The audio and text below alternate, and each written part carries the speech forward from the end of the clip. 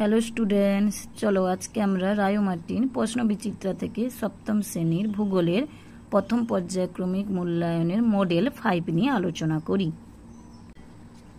দেখো, একের দাগে আছে সঠিক উত্তরটি নির্বাচন করে লেখো। একের দাগে একে আছে পৃথিবী থেকে সূর্যের গড় দূরত্ব কত? 15 কোটি কিলোমিটার। তারপর দেখো, দুইয়ের দাগে পৃথিবীর আবর্তনের গতিবেগ সর্বাপেক্ষা বেশি নিরক্ষীয় অঞ্চলে।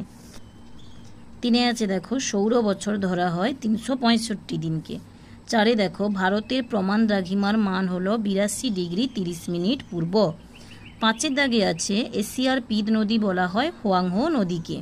ছয়ের দাগে দেখো, বিশ্বের বৃহত্তম সামুদ্রিক তৈলখনি হলো সাফানিয়া। এরপর দুইয়ের এতে আছে দেখো, শুদ্ধ বা অশুদ্ধ নির্বাচন করো।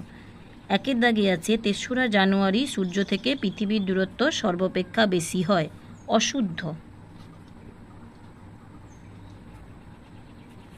দুইয়ে আছে লেনা নদী বৈকাল পর্বত থেকে উৎপত্তি লাভ করেছে, শুদ্ধ। তারপর বির দাগে দেখো, নিচের স্তম্ভগুলি মেলাও, বাম দিক ডান দিক।